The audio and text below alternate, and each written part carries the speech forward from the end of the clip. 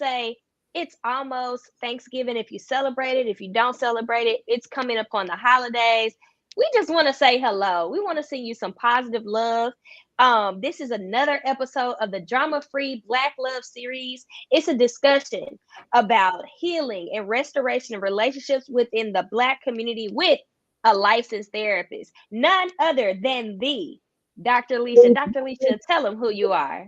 I am Dr. Alicia, and I am a therapist. I'm also a social worker and a college professor, and I work with couples. I also work with individuals, and I'm here today with you to talk about relationships. How you Yes. doing, Jasmine? How's your week been? I'm I'm doing good. This has been a very festive week. My weekend was good. I went to the gala called the Cosign Mag Awards in Dallas. It had all the influencers. I don't know if you're familiar with Latarian Whitfield. He has a podcast called what is his podcast called? Dear Future Wifey. Ah, all right. He's out in Dallas and he won. So it's like it was inspiring to see his podcast win. And he's been doing nothing but talk about, healthy black love, healthy relationships overall. And I also got a chance to what did I do this weekend? I also got a chance to hang out with like a bunch of black women and we were just loving each other and I got to see Wakanda. That was a great movie. I cried a couple of times. I was actually embarrassed with how much I cried. Wow. You cried at the funeral at the beginning. I cried. Okay, so I don't know what happened. I missed the funeral, but when the mom died, that's when it started. And it just kept going. And when the woman, so like I'm a technology woman, like I love tech, I love everything about technology, cell phones, like when I saw that black woman be acting like she was Iron Man and like she was doing the stuff with the cells, and then they went and got the girl from the college. I don't know none of their names. I just know they were black women. I was like, oh my gosh, I feel so inspired. I feel amazing. I love the fact that like black women are empowered to not only be talking about technology, but like they're saving Wakanda right now. And I was just like, this is a beautiful movie. And I just was crying. Like, the more technology was in the movie, the more I cried because I was like, I didn't have movies like this growing up that empowered the technology in me or like to empower the woman in STEM in me. And I was just like, this is amazing. I can't even imagine being an engineering major, how lonely that felt for you because nobody looks like you. No one, I mean, I really wish, and believe it or not, I have a technical brain. I probably could have been a Mm. really good engineer or anywhere in the STEM area and done very well. But I'm so socialized into this therapist role, taking care of people role. Not that there's anything wrong with that, but I feel like I have the capacity to do that sort of thing. It just was never encouraged, and I didn't see that sort of thing. So yeah, Yeah. I did see the movie, and I thought it was better. It was better than I anticipated it would be. Like I knew it was going to be a good movie because come on, it's the Black Panther. And I also knew that from the video, people were kind of upset that it was going to be a female Black Panther. But if you Mm. read comic books, the comic books told us that eventually his sister comes and he becomes the Black Panther. So people who were comic books fanatics, they knew that was going to be. It was going to play out like that in the comic books.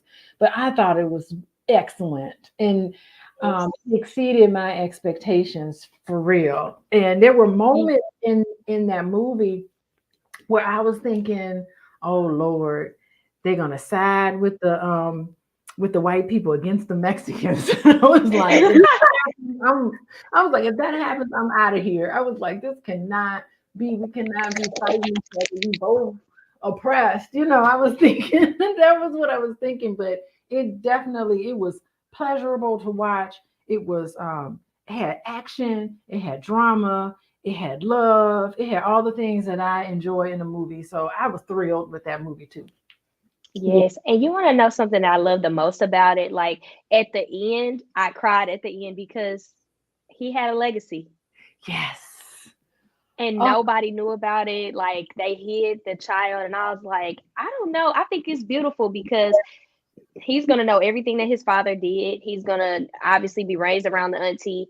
the grandma, even though she's gone, you know, that's the ancestor now.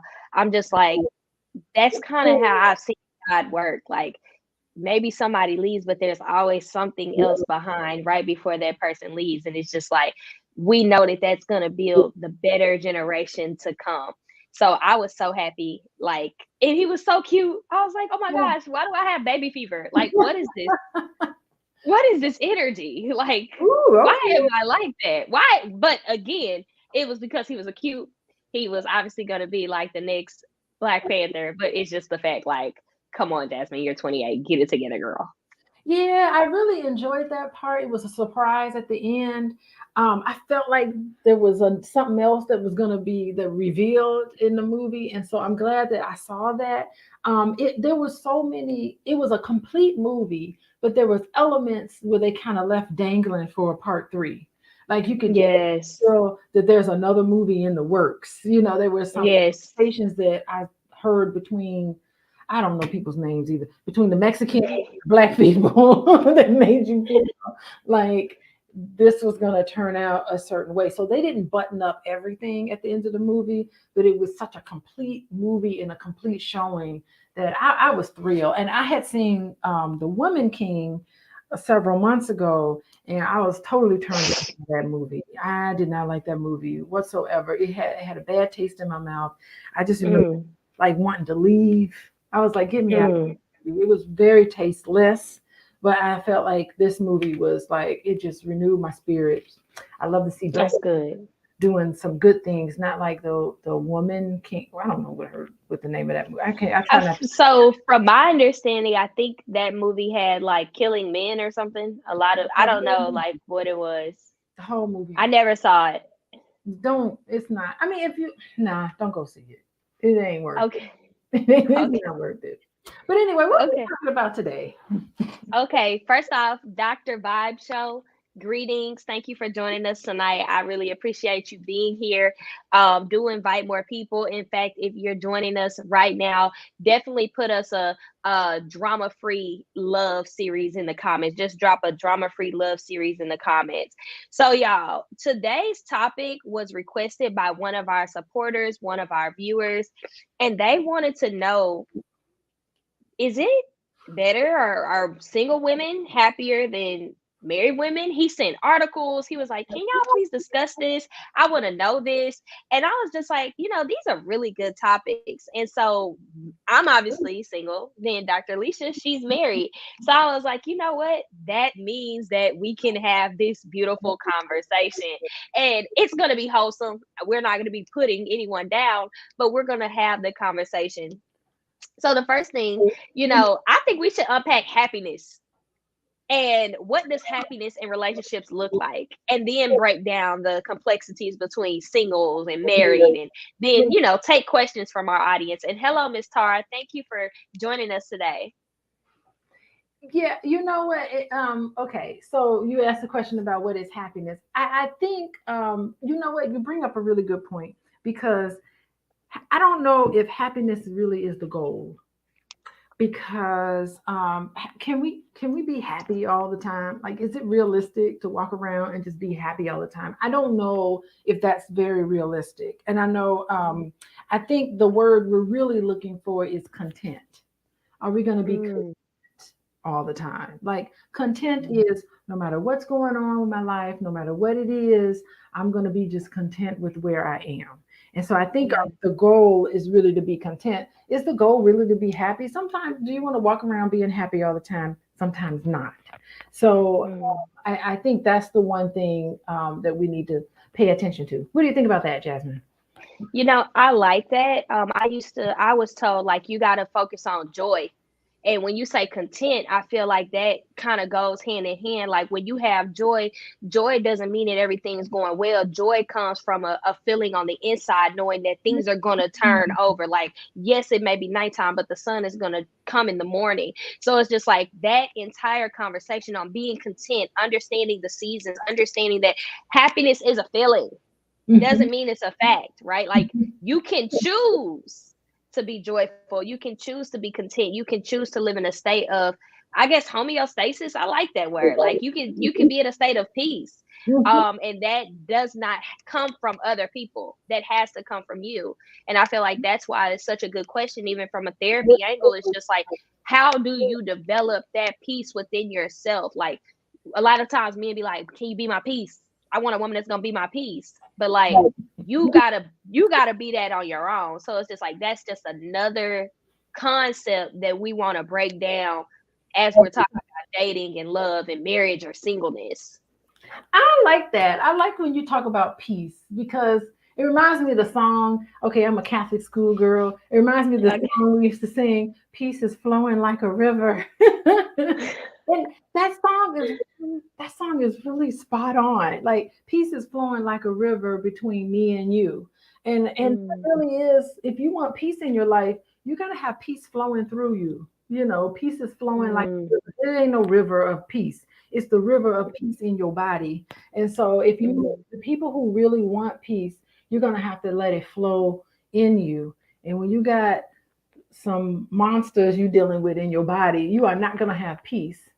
Peace can't Mm, exist when there's things happening when you're not mm, when you're not being your authentic self, when you are misleading people, when you're, when you're doing things you know you ain't supposed to be doing, peace ain't gonna be flowing through you. So I love mm. the whole thing. Peace has to flow through you. And if you want that, just focus on peace. Imagine peace flowing through you like a river. The song I sang when I was growing up. Yeah. I love that. And again, I just want to take some time to acknowledge everybody that's here. Mr. James Sharp, he said, joyfully married women, not unhappily married women, are more happier than single women. That is common sense. Duh. Okay, Mr. Sharp, you coming in here with the bang. And then we got Tara from Virginia. So as y'all are coming in, throw us a heart in the chat. Tell us where you're joining from. So now that we've unpacked happiness, understand that it's about joy, it's about peace, it's about being content. Mhm. Let's talk about the differences of lifestyles between married people, married women, and single women. I think we should unpack the challenges, some cons, and then some pros. What do you think? Okay. Yeah. So I didn't read the article that you sent me, quite honestly, but I have read several articles about that before. So over and over again, there's all these big studies that come out that survey married women and survey single women, and they ask them all sorts of questions in terms of life satisfaction on all these different measures.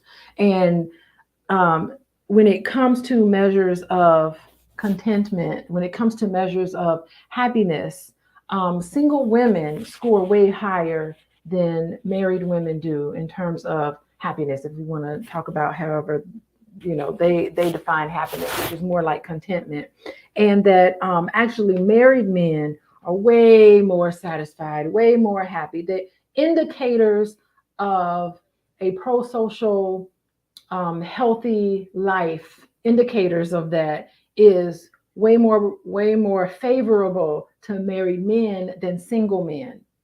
And it's really interesting because in reality, when you ask single men and single women, what do you want? More single women are going to say, I really would love to be married. I really would love to to have a husband or a significant other, where men are like, I don't want to, I'll wait to get married. It's almost like for men, it's a ball and chain, that ball and chain sort of thing. I'm gonna be locked down. I'm gonna be somebody gonna tie me up. All of these sort of negative connotations. When in reality, for men, being married is the best kept secret. It's the best kept secret because married men, on every indicator, do way better than married women. They are way happier. They're way much more content. They have better sex lives than unmarried men, believe it or not. They make more money than Mm, unmarried men. They are healthier than unmarried men. Just every single lifestyle indicator favors men. Now, when you ask women, women are drained more than single men. Single women, married women are more tired. married women are not as content, as happy as single women are. And all of those, and health wise, married women aren't as healthy as single women. So I think when you're married, we are socialized to put everything ahead of us, in front of our own needs and wants. And so I think it's starting to come out in a lot of these indicators that don't quite sync up with what we perceive marriage to be like for men and women. Wow. Hmm. Wow. So marriage, believe it or not, benefits men more. Hmm. Even though women want it more when they get it, it secretly does the opposite of what they thought. So how can we help those married women that may not be joyful, content, or in a state of peace? What advice can you give them? What strategies can you give them that may be going through putting everybody first, um, just because they're married or just they have a family? I think women in a marriage need to start having real conversations with their spouses about things that they need, about, hey, I work a full time job, you work a full time job. How am I going to be coming home doing all the cooking and cleaning? A lot of it has to do with household responsibilities. That second shift Mm, that a lot of married women have, tired, expecting to mm, cook and expecting to clean and rear the children at the same time. So I think just with a lot of married women, they just feel just over exerted, and we're just exhausted. I'm saying we because myself is included, but married women just feel just way more tired and there's more things on them. And in my situation, I kind of put these on myself, because I do mm, have a lot of support, but it's just I got to get out of this mindset. It's funny because my husband always is like, let somebody else do it or just let it go. But I always feel like, if the kids if the kids don't have what they need, they ain't looking at their dad. The kids don't have what they need. They like, where the mama at? How come the mama, So I feel kind of like the pressure on me to make sure that I do a good job. And I put the pressure on myself, of course, but I do kind of in a way get subtle pressure to make sure that everything is okay with the kids. Like right now, they're leaving. They're leaving right now, and I got to make sure that everything is packed up. And I was late on this Zoom today, on not Zoom, but I was late on this live because I had to make sure my kids had everything that they need. Because if they didn't, then the onus and the responsibility is going to be on my shoulders, and mm, I'm gonna be chastised. I'm gonna be put in my place, and that don't make me happy. mm. So it's a lot of Yeah. responsibility. It's a lot of physical responsibility, and it's mental responsibility too. Mm. I have to And now. Go ahead. do you do you think that it's a sense of like it's my family and I'm the one that can do it the best, so I don't want to release the control of another person or another woman coming to help me, or another, could be a man, that comes and helps. Like, is that the thing? Is like, I love my family, I know what my family needs, I want to be the quote unquote like superwoman. Are Yeah, you wearing that cape? yeah. I used to back in the, not no more though. Not no more. I kind of let it go a little bit because Okay. I just can't go all day long like I used to. So I was tired. I can't do it like I used to, but I have been able to relinquish a lot of the responsibilities in a lot of different ways. Toting kids back and forth to school and after school activities. Somebody needs to do that. Making sure that everybody's fed, everybody's put to bed, the homework is done. Um, Making sure that everybody have clothes. Does everybody wash their clothes? I mean, there's Yeah. goes into. I know you having baby fever, Jasmine. Maybe this conversation may pull you out of it. At 28, I feel like I can have all the fever, but I'm honestly in reality with it too. Like, I'm aware that that's a completely different energy. Do you know? Let me tell you, I was at, like I told you, this weekend, I was with a whole bunch of women, and they were, between the ages of like 30 and 40. It's just a good time. There was a song that came on and talked about F them kids. And when I tell you, the women was like, yes, F them kids. I said, oh, that's how And they was like, yes, they at home, I'm having fun. And obviously, I don't think it was like they hate their children, but it was a moment of, I'm a individual person. I don't have that responsibility right now. I now want to just have fun, be in the moment, be in the present, and it's about me. And I was like, woo, do I want kids if I'm gonna be outside saying F them kids one day? Like, I don't know. I don't know. I can't answer that question. I Let me, want it like so. man, let me jump in here and tell you. Every year, okay, I'm not a drinker. Like I don't drink very much, right? But there is one time of the year when I actually consume alcohol, and that is usually Okay. New Year's Eve. Okay, so Dr. Boyce and I, we usually go somewhere. We go on vacation for New Year's Eve, and that's the time when he's like, here she go, here she goes, she gonna have, and it only takes like 2 or 3 drinks to really get me going. But that is when I'll be like, man, F these kids. They spoiled. It's a thankless job. I'd be like, I just, it all comes out. Like everything I've been holding in for the whole year, it comes out, man. These kids, and then of course at the end of it, I'd be like, well, I love them a lot. But they don't, it can be a very thankless job. And they are so spoiled and they get a lot of what they want and they act like they're spoiled. And my daughters are princesses, and my son is a prince. And Yeah. I'm gonna tell you, the life is good for them. They just have no clue what it was like. And I think, like, as you're acknowledging it, we'll see the social media post of like the beautiful family pictures, but we have no idea what goes on behind the scenes.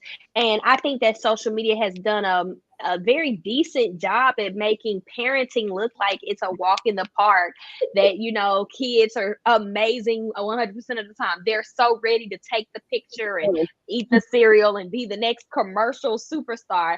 But those are curated feeds, and also like those children probably have very good acting talents and they'll probably go on to be actors.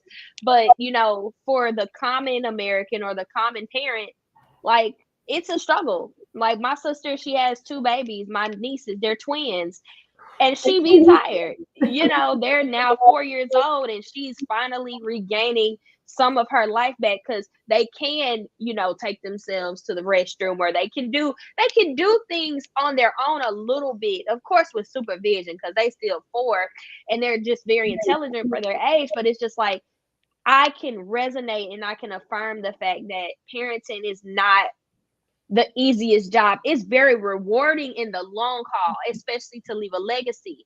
But it is not one of those conceptions like you become a parent and it's just gonna be easy. Like, you're literally conceiving and producing a responsibility for the rest of your life. Not to mention what it does to your body. Mm, My last baby was what, 8.5 pounds. wow. It's a big baby. So yep, and all natural childbirth. So there you go. It does something to your body. Wow. It's really interesting because I had a sick child, my youngest one. She had a fever and was sick, and she only wanted me. So that those things happen, and you can't predict when they're gonna get sick. I mean, that was my issue Mm, weekend. I had a sick child this weekend. I had to try to figure out what was going on with her and make sure her fever was down. And of course, all they want to do is snuggle up on you, and they need yeah. up and they needed all that kind of stuff. But it's just, you never know when it's coming. So it's the unexpected part of that. And then even when she wasn't around me, I'm mentally worried about her. Like, oh God, is she okay? Did she eat today? Did she drink? Did she take Yeah. the medicine that I had left for her? So it's the mental kind of task. It takes a lot of mental effort, even when the kids aren't even around you. Thinking about dental appointments, Yeah. appointments. You gotta, make sure that everything is together for school, back to school. You gotta make sure that they got the pencils and everything that they need for back to school. It's just that mental burden that kind of, Yeah.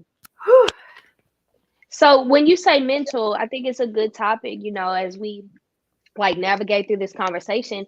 How does one mentally overcome that, right? Like, should how do you get those thoughts of like worry and like anxiety and like my child is like, is it okay? Like I'm not a mom, so I don't know. I don't have this like internal thing from my uterus or womb that's like going off every moment. Kid is sick. Where are they? Like how does one process that emotion, process that worry to where they can still live a life that doesn't add extra stress? Because women, we suffer from heart disease and like all other kind of things just from stress and worry and anxiety, all the other things that come with it from a mental and physical standpoint.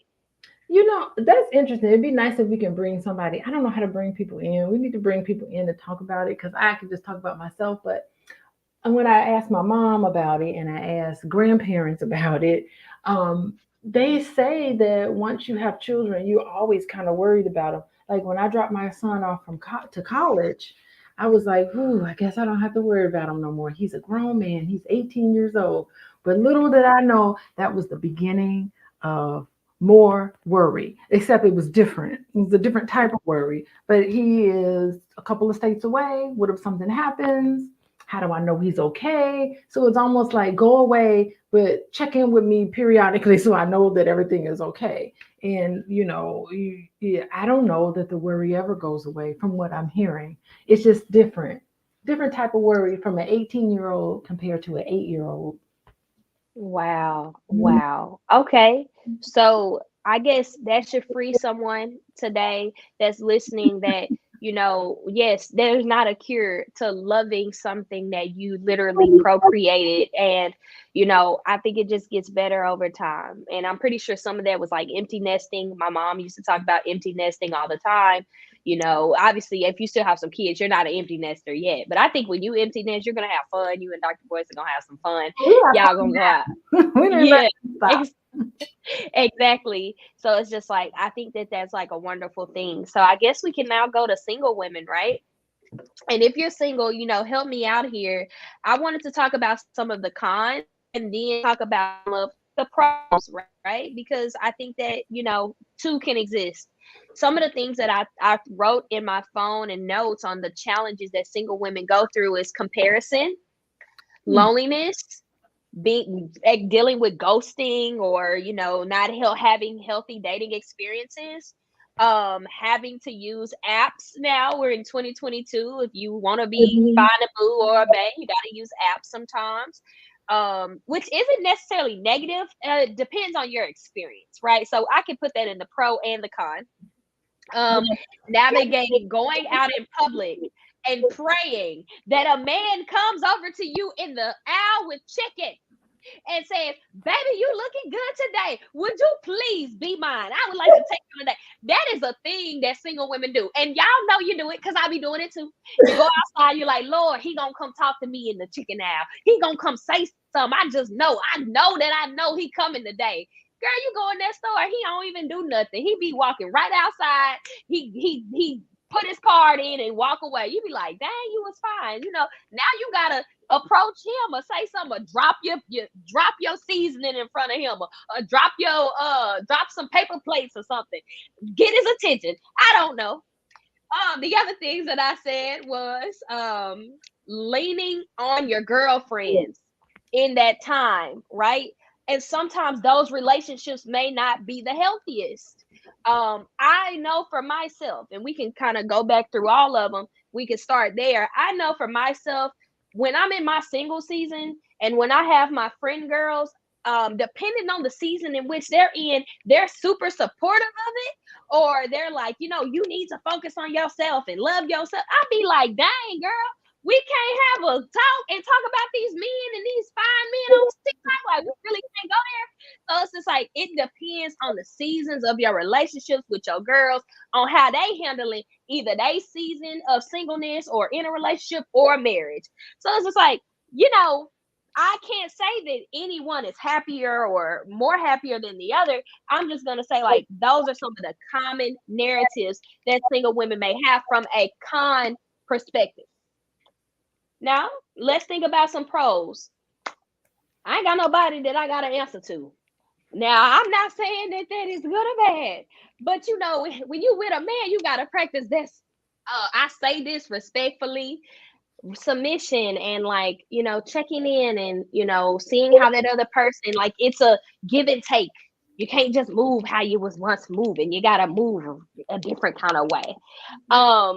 Also, like there's a level of freedom of choice and options. Maybe, you're exploring yourself. You get to figure out yourself. You get to, still explore more within. You get to take that time to do some inner work and to practice on the things that you love doing.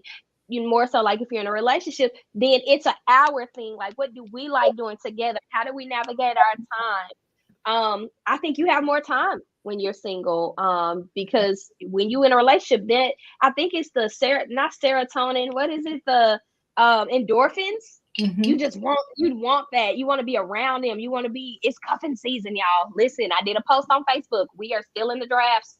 We are still in drafting season. We pray for y'all out here in cuffing season. And it's just like, you want to be around that person.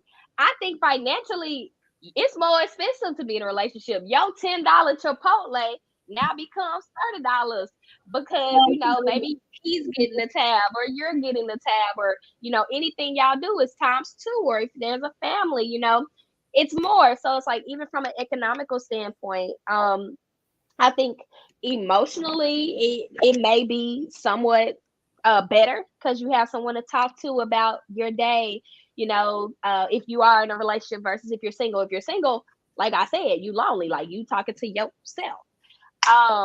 Let's see, physically, woo, let me tell you about that. And this is, I'm a 28, so we can talk about these things. I've read and heard that the older a woman gets, the more, sexual desires that she develops. Her body develops certain things. So when you single, girl, you're going through. You experiencing some stuff. You can't get it out.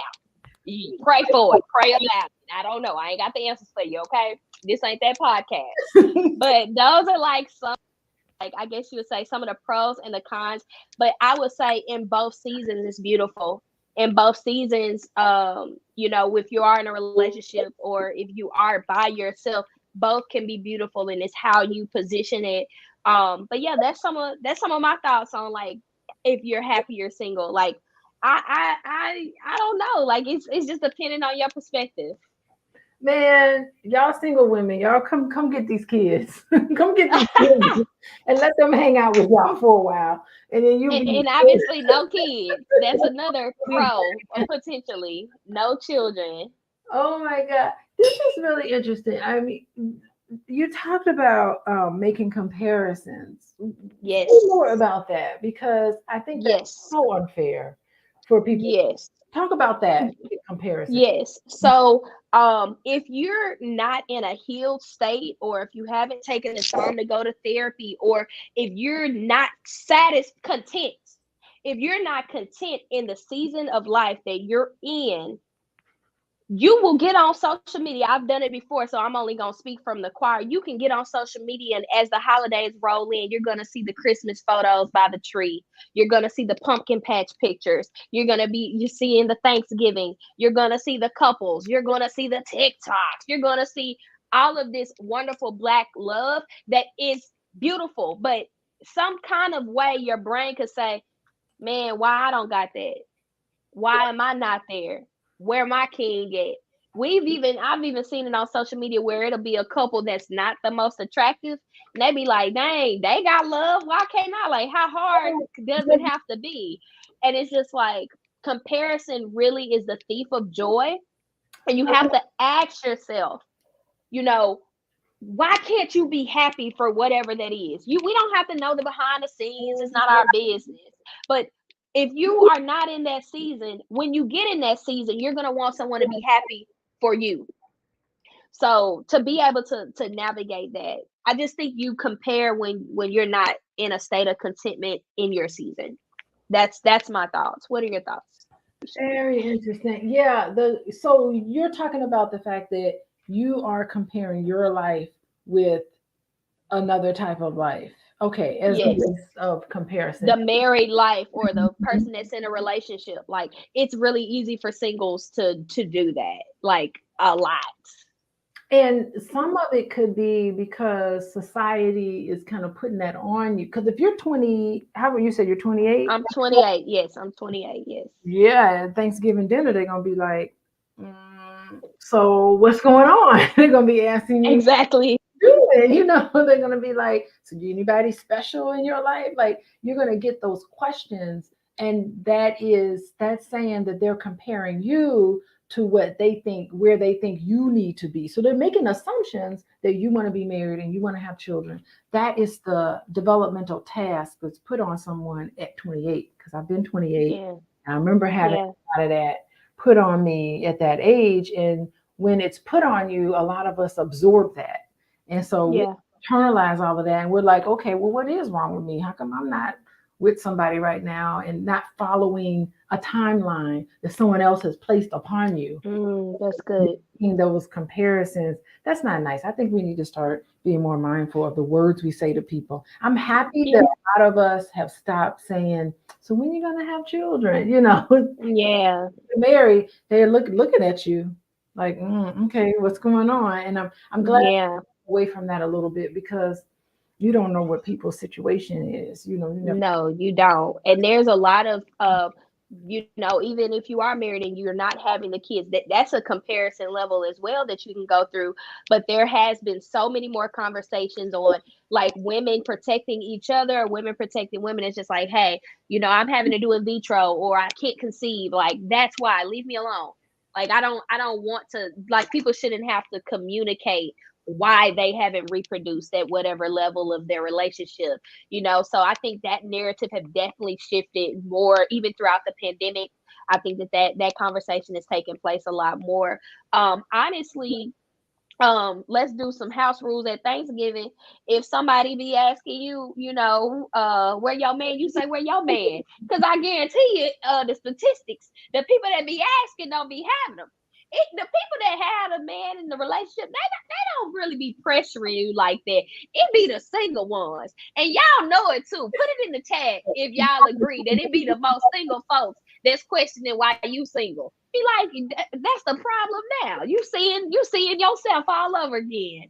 But in general, like I want to agree with your sentiments that it is society that had you looking inner at yourself and saying, well, you're not at a certain place, but this is a place for you to know, like, the best timing is always God's timing, and you're not lacking of anything at all. And for me, in my stance, I want to have and reproduce with the right person. I want to be, my goal is with the right person. Now, how long I gotta wait for the right person? Do I got the right person now? We don't know.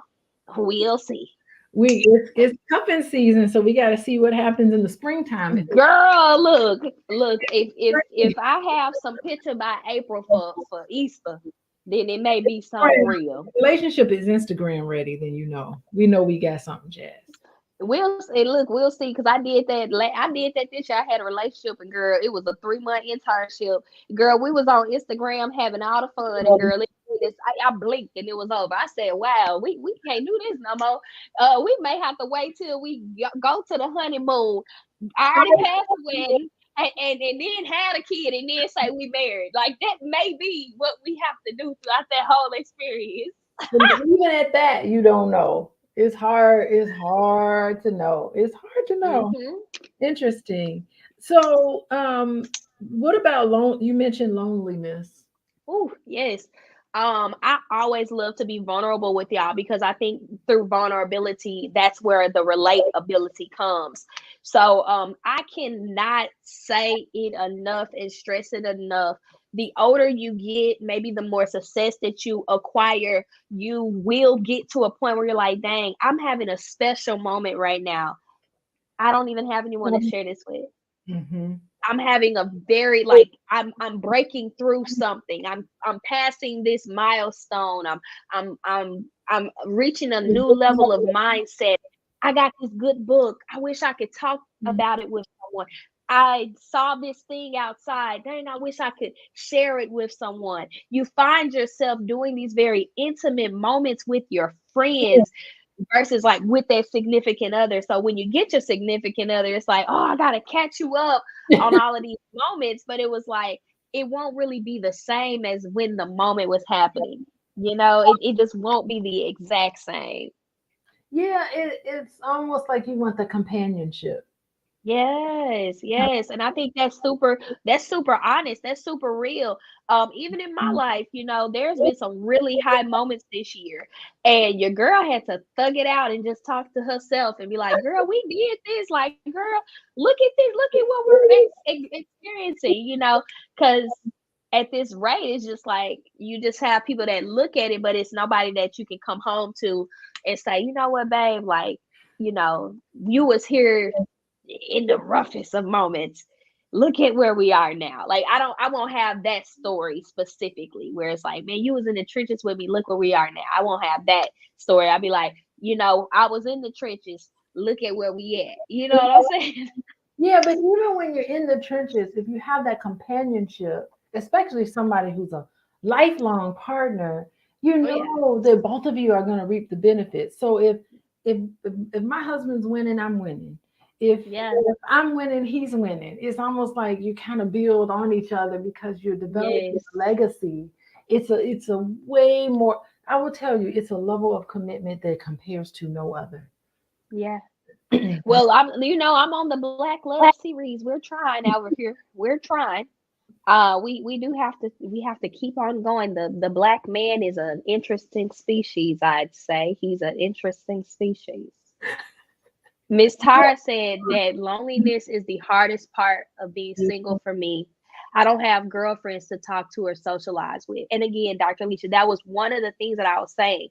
Depending on your season, a lot of women really don't have wholesome friends. It just depends. You can have people that come in your life for a season or for a lifetime, but it depends. We talk about sisterhood and sis, I got your back. Or we go to church and the same people we go to church with, they be the one talk about. It's a lot. Even with black on black woman, we have some drama that comes in there. I think you know what I'm talking about. Like, not every person is for you, and you have to go through that process to see it. Yeah, I think it's really interesting because y'all can have your friend group, but then Yeah. one of them gets married and you say sayonara to that one. And then you Yeah. and then there were two. And then another person gets all hooked up and coupled up with someone else. It's almost like your girlfriends are a filler until a man comes around. And then you Right. on it, you're like, see you later. I understand. If I was in your shoes, I'd be saying goodbye to everything. So it's not like it's forever. It's only like a holding. It's like a holding spot. Is that the way it should be though? Is that okay? Should it be fillers? Or should it be like actual like friendships and like you navigate through that? How do you do that? Let I me think tell it's a good question. Yeah, it really is a tough one. And I think what happens is that when you get married, your friends are typically other married couples.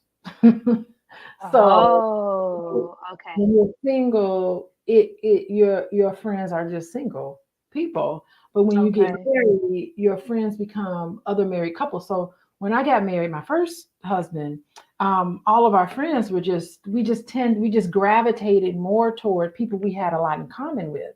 So we had a lot of common with Mm, a lot of our friends in Chicago, and they were married, and so those became our best friends, and we would all kind of get together. All the couples would get together and we'd go out to dinner and we would play cards together and we would have fun like that together. And then one person has a baby, and then the next one has a baby, and then the next one has a baby. And then now all your friends are married people with children, and you have children who are the same age. So I have a group of friends who live in Chicago who their kids are the same age as my kids, and they all kind of know each other. They still kind of connect with each other every once in a while. And now that our kids are getting older and they're graduating from high school, and I love those kids because I've known them since they were babies. I've known them since before they were conceived, so it's just you just Mm. have affinity to them. And so that becomes sort of like your regular go-to people, because it becomes just someone you have a lot in common with.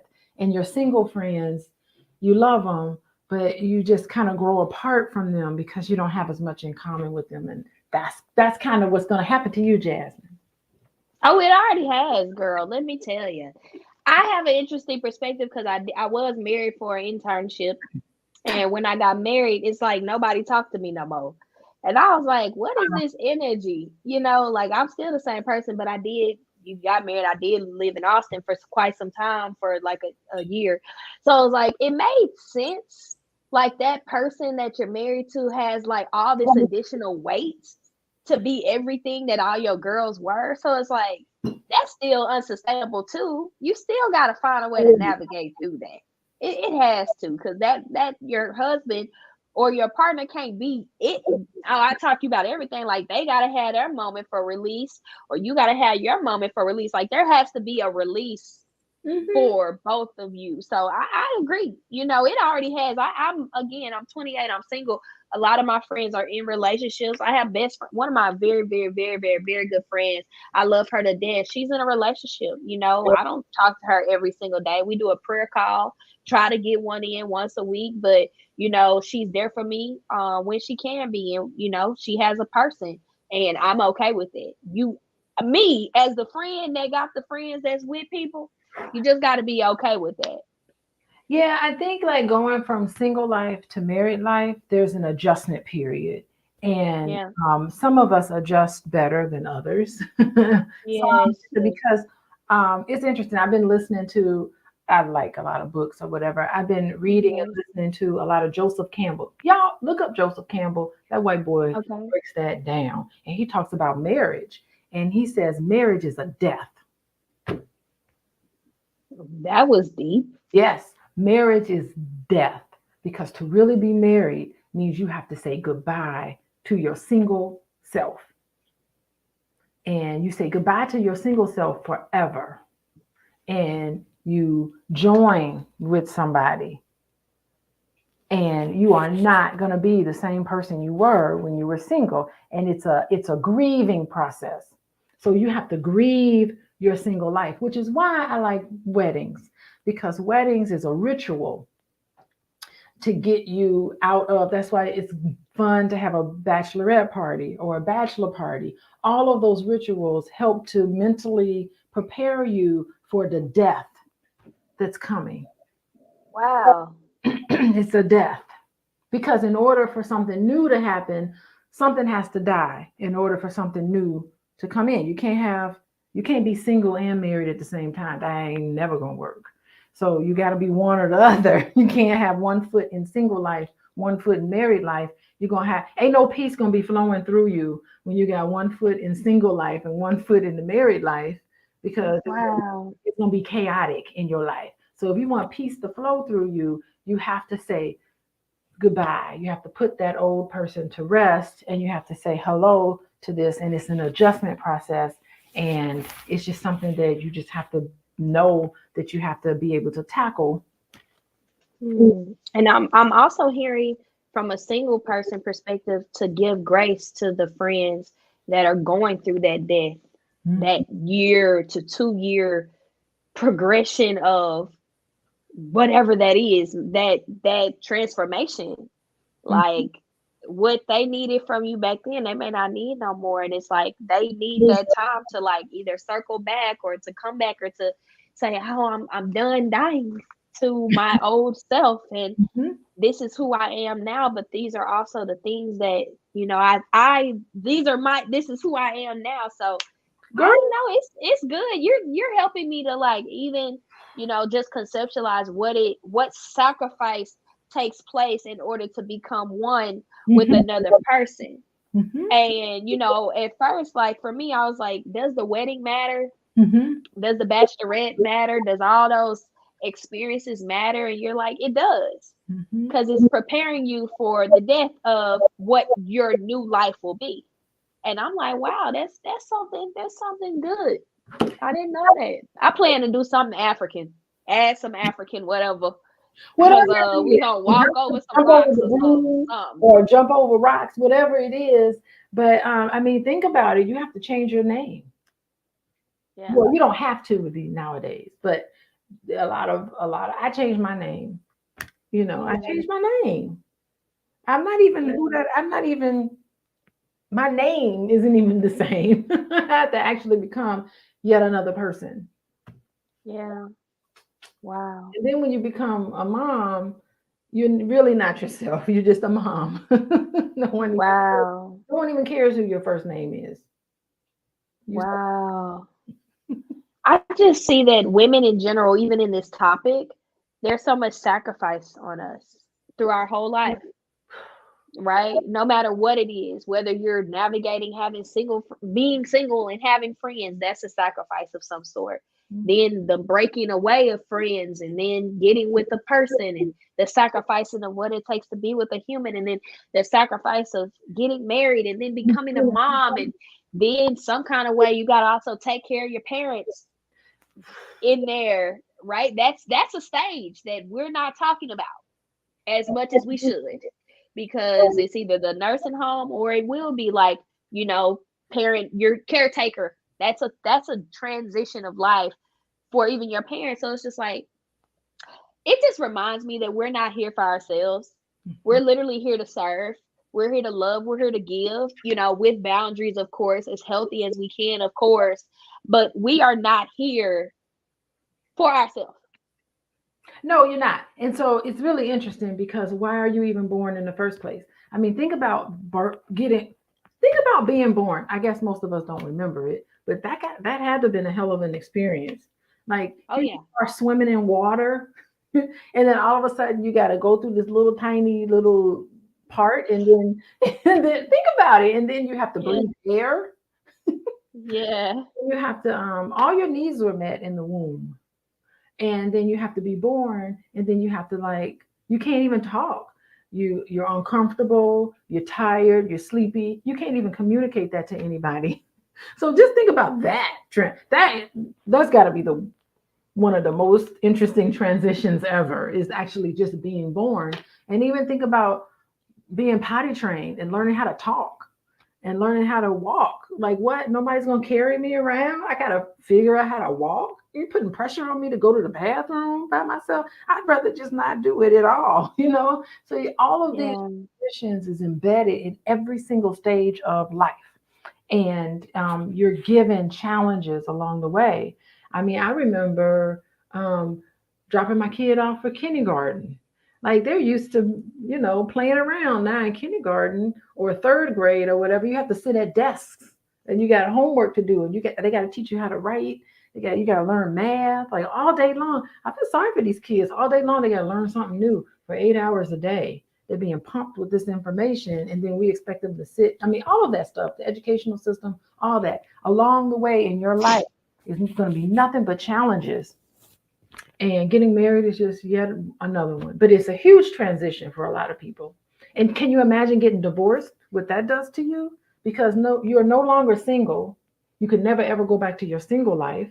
Here you are married, and then now you got to transition to be yet was a former single, former married person. Now you're a divorced person. So now you got to That's what I'm saying. start again. I be feeling like I'm 28 going on 58 by my life standards. I'm telling you, when I tell you my life been really handed it to me a couple times. I remember when I was, getting divorced and going through the paperwork and, just being like, wow, like that person, he was my best friend for 7 years. I was like, wow, I'll never ever talk to you again in any capacity. But it's just like, dang, like what is this new life now? You get a stigma. Yeah. People put a stigma on you. I remember I was on a dating app. One of the things that single women have to go through in today's time, and it was this guy. I'll never forget it. He was like, are you single? I was like, yeah, but I'm divorced. I was making sure that he knew my paperwork was complete. I was legally separated forever. And he was like, oh, I don't do divorced women. And I was like taken so aback. I was like, damn, like he don't do divorced women. Okay. Oh, Also I knew that he was raised by his father and he considered his mom to be a deadbeat. So it was like even in that moment I was like I was experiencing a man that had not really trusted a woman in his life. And another woman that may have been with a man, it's just like whatever his conceptions were on that, that was for him. But I remember it took a stab at my confidence. I was like, here I am trying, and like now I got this stigma or whatever. And also one of the other things I remember is just like, what will people think of me? Like I am dating again. Like, are they gonna think that I'm gonna go back to the person? I got all this extra trauma. Even if you talk about therapy, people say go to therapy, but I've literally had people that question my therapy experience, and they're like, I don't know if your therapy working. Mind you, I don't talk to none of them people no more because it's just like I go to more therapy than the average human being, and I'm able to identify the things that I know I need to work on. But who are you to identify what's best for me? And you won't even go to therapy. So it's just one of those things where like when you are elevated, when you are growing, you have to be stretched. And one of those things, and hey Shamara, I see you, and Miss Peace Jones, I see you in the chat. Thank y'all for being here. You really have to have a level of confidence when you do become divorced. And I know Dr. Alicia, you've been there. You have to have a confidence to love again, to trust again, to want to go through that journey with another person, to give a man some things that you tried to give another man, and it didn't work that way. You gotta believe bigger. You know what I'm saying? So it's like it's a whole journey. Being divorced is no cakewalk. And I stand with. you lose friends. People feel like Oh, they you do. and stuff, and you know who your real friends are. You Yeah. know who your Or fake they friends or people treat you like little people treat you different. But then it's just like I don't think people understand like when they're in relationships and when they break up with people in those relationships, like those pivotal moments of like when you were with someone and you're not with someone, you still need that level of support. And you'd even need more support. But most people don't know what to say. Because I have a friend guy who's going through a divorce now. are. Mhm. Um, and literally he says that he goes in rooms and people are like awkward. And he's Mhm. like, just say it. Whatever y'all have to say, just get it off your chest. Ask it. Like it's like the elephant in the room that just because my relationship status changed, like from a marriage standpoint, it's just like it makes other people uncomfortable. But I'm like, why? I'm still trying to navigate on the why it makes so many people other than that person uncomfortable. But it's just one of those things that you just have to navigate. You got to develop that confidence. You got to rebuild yourself again, and you will never be that same person that you once were. You will probably love Yeah, differently also. that's the thing that I hope a lot of people come to grips with is the fact that the old person is gone and you can't get that person back. What you have to do is take those experiences and integrate it into who you are now and Yeah. embrace it.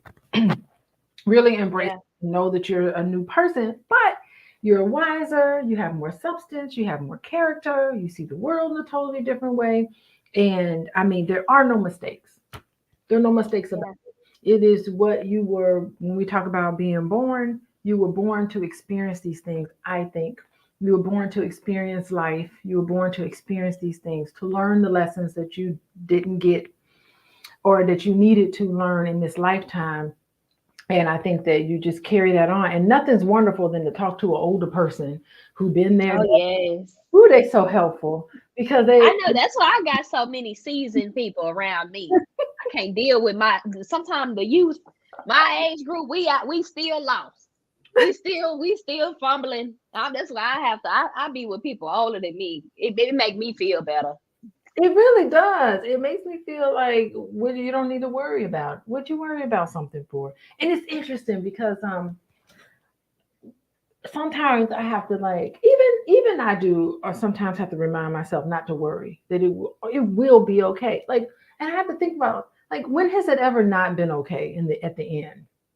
Mm, When have things that's not good. been okay? And I can't remember a time where I've done something and I absolutely 100% regret it and feel like I didn't learn anything from it. So there are no mistakes. There's always lessons learned. Whatever decision you make, you've made the right decision.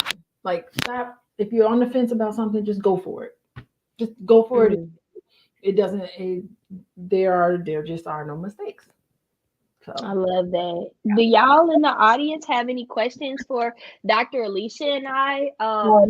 Since we've moved platforms to just Facebook and YouTube, we got to ask if y'all got questions, and we're going to work on a way for y'all to come up and join us. I know I know other YouTubers that bring people in, so we'll just have to navigate that.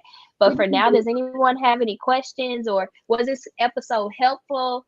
In the chat, let us know any questions that y'all have, any topics y'all want us to cover, especially after this amazing holiday season, especially with Thanksgiving coming up, and some about gathering food at the table. People gonna ask you about your business, so you probably gonna need some coaching with dralicia.com, coaching with dralicia.com to recover from what may be happening over your turkey and dressing in the next coming days. just eat that food, and if someone steps over the line, say, "Oop, I gotta go. I'll see y'all later." Be like, I just came to say hi and to bring thanks and giving. Because you can't change people. I think you should just try to accept them. You can't change grown adult people. Can't change them. Yeah. I think after 30, 35, I think people are probably stuck in their ways in their 20s, but I feel like after 35, that's it. Whoever you're gonna be, you're gonna be. Question: when do you know or get to a place when you know you're okay with saying no? Dr. Alicia, you want to take that? You are okay with saying no. You are okay with saying no. Yeah, I think. Yeah, so it's tough to say no because you're just saying, forget it. And you don't want to disappoint people and you're worried about what they'll think. So, one thing I do when someone, for example, someone says, "Hey, Alicia, I would like to borrow your car on Thursday so that I can go on a job interview." Okay, suppose somebody, and suppose I'm busy on Thursday night and I have plans to go out to dinner. I think, and then you're put in a tough situation where you're going to have to say no to somebody. I think the best way to deal with that is to say, first, you got to connect with them and say, "You know what? I'm certain I hear that you have this job interview and you really need to get to it at a certain time. However, I have another appointment that I need to get to at that same time."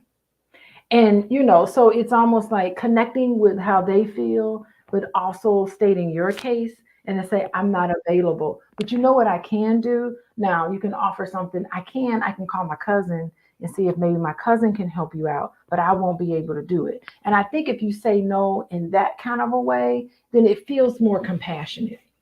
It just makes sense. So I think when I say no to someone, I'm way mindful of it. I just don't say, "No, I'm not helping you out with your that problem is your problem. I'm not helping you out." Like there has to be a way for you to let somebody down, but to let them know that you kind of understand where they're coming from. Like, "I see that you need help in this way. I'm busy and I already have prior engagements. I'm not able to help you. Maybe I can make a phone call." But don't offer that up if you're not willing to do it, So offer it up to say, "You know what? Hold on a second. Let me call my cousin, see if my cousin can do it. If she can't, I'm really sorry, I can't. If there's any way you can change your interview to Friday, then for sure you can use my car, if you feel comfortable with that." So I think there's a nice way to let somebody down in a way where you're just not rejecting them and they're walking away feeling sour and they feel like you don't care about them. So that's the one way that I think is a good way of saying no, because you definitely don't want to be passive and just say yes, yes, yes. And then meanwhile, on the other end, you're feeling kind of salty about it because people are walking over you. Anyway. I hope that That's answers. good. Yes, that's so good, Dr. Alicia. She said, Shamara said, thank you. Jazz, I'm sorry, Peace Jones told me to tell you that she says you're beautiful and that we brought up some really great relatable topics. Also, Peace Jones says, a topic for the next live. Why are relationships not lasting? Why is everything so temporary? I think we need a guest for our next episode on that one. I'm going to search some toolkits to see, why our relationships not lasting. Why is everything so temporal? Let's get a guy. Let's see if we can get a guy. Do you got a guy? I will. I do. I'll get my friend Christian Fuller. I'll text him as soon as we're off to see if he'll come join us for that episode. I think, excuse me, he has a lot of insight. Okay, so maybe we can. So I'll send you the link. Yes. Now And he just joins in. We're having a business meeting and on on our live. Maybe I'll send you the link, and then you could send it out to him, and then we can. Yes. I can get more than one people into this. Yes. That's yes, and we're gonna figure out how to get more people in here. And oh yes, a guy would be great. Miss Peace Jones said she would love to join.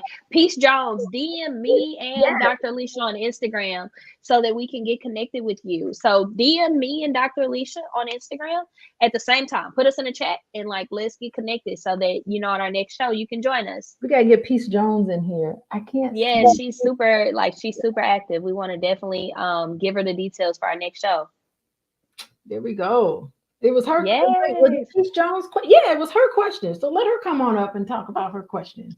Absolutely. So next episode we'll get you the information. We want the community to be involved. Like this is the space for you to have healing and to talk about topics that are hard, but it is polarizing to the Black community, and we want drama-free Black love. Shamara said, ask another question. Are you ready to go, Dr. Alicia? She got one more question. Okay, come on, Shamara. Ask one more question. Preguntas. Uno más preguntas. Learning my Spanish. I know. Yes, she's typing her question now. Now my kids are texting me. Oh Lord, what they saying? They want some money. Oh, you know tell them, well, they need to have a Black Friday product. I asked somebody to wash the dishes today, and I got not asking somebody to. Oh Lord, isn't that interesting? Shamara, what's your question? It's been a minute. Shamara's formulating her question. So wait. Yeah, I think they. Mm-hmm. So what are you doing over the weekend? You got anything planned? I don't know. I've been trying to contemplate if I'm gonna go to Palm Bluff, Arkansas, or if I'm gonna stay here. If I stay here, there's a business networking event on Saturday that I'll go to. But if not, you are the networking queen. Let me tell you, it's a season. We're God got me talking to everybody and their mama. I'm talking to anybody that got something to say. I'm talking to them. That is so funny. Well, Shamara, why don't you tune in and tune in next week, next Tuesday night with your question, Shamara. And then hopefully it's related to relationships, why relationships aren't lasting. But we'll have time for other questions. So yeah, I'll ask. If you have a question, Shamara, DM us on Instagram together. Oh, she just asked, how do we as Black women be seen in this space of business and home? How do we as Black women be seen in this space of business and home? Why don't you answer that?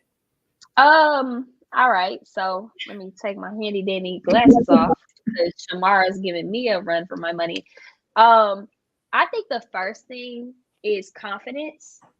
If you don't believe that you can be a woman, no matter the color of your skin, that can operate in excellence in business and home, yes, that's gonna take you out, right? And I think having structure, I actually developed a method of success while I was married. Hear me out, y'all. I got a good 2 minutes of a spiel. I came up with this PPCCO method for success. Every day, focus on praying, profit generating activities. If you're a 9-to-5er or if you're an entrepreneur, creating content, focusing on your community, and other things other than working. That means sex, that means relationships, that means networking, that means going out with your girls. Like, if you can find the time to do those 5 things in some way, some will be 30 minutes, some could be 15 minutes, some could be 2 hours. Like, you can do the PPCCO method, starting with self, praying, acknowledging who you are, what you do, why you do it.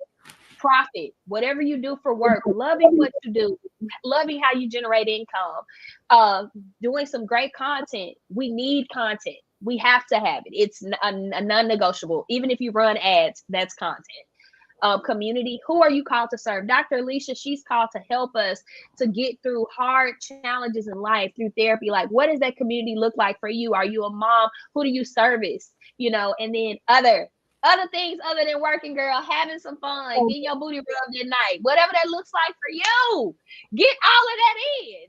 Washing clothes, like cleaning, whatever that looks like. That's how I would say that you could be a woman, not just a Black woman, but a woman that can be seen in business and home, because you're going to start with self, then you distribute from your overflow. I love that. I heard a lot of self-care in there. I heard a lot of grit. I heard a lot of determination. I also heard a lot of fun, carving out time for fun. All work and no play. That's not fun. No, it's not. Everything. There you go. That's a book. It is. When I get some time, I'm gonna write that thing. But it's my productivity method for success for dreamers. And I know that if I've been able to be productive in this life, and when I was married, I had a test run. At a certain hour, I would cut work off, and I would say, schedule the date nights. Obviously, you want to get your booty rubbed. I'm just gonna be honest. That's a key thing in life. Getting your booty rubbed.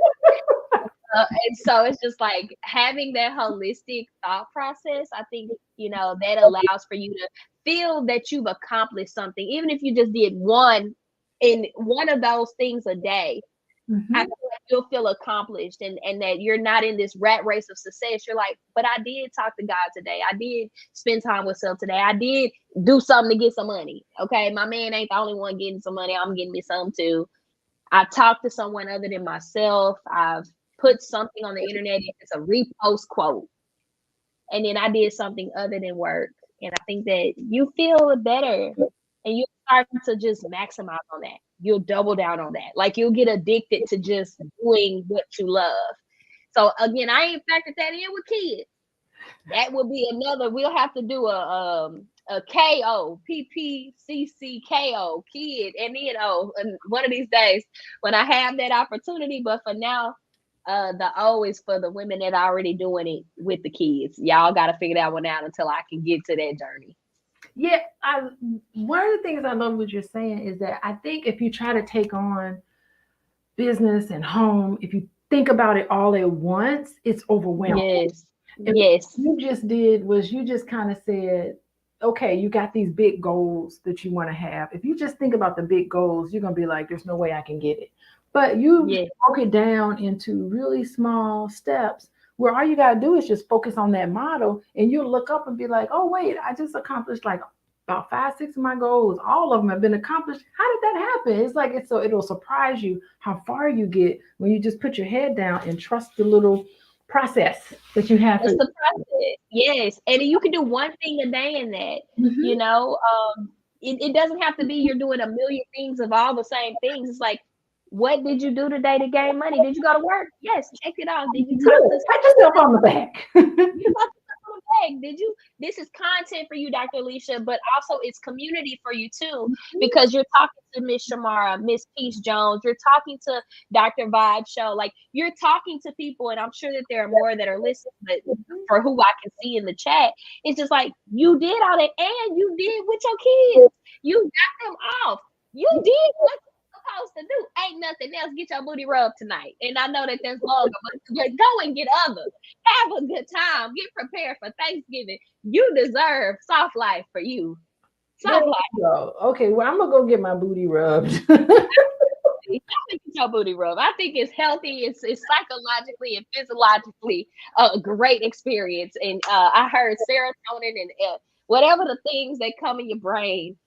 We all need all of that.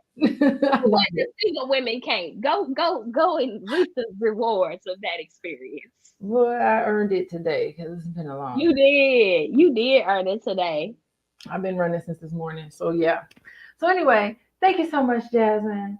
We Yes. will Let's smile. I'm gonna screenshot this so I can post it on Instagram. okay. Screenshot Okay. it. Yay. Yes. 1 second. Smile. Okay. I took a picture of Okay. us. I'm gonna post it on Instagram. Oh, good. Yes, Post it. to I'm the gonna booty repost rub, it. Sarah. Yes, and then I'm gonna post it. So y'all see us back next Tuesday, same time, 8 p.m. CST, and we are gonna be following the topic that Miss Peace Jones talked about on why relationships not lasting. Why is everything so temporary? I think it's a great topic for success. So see y'all next week. Bye, everybody. Bye. Bye.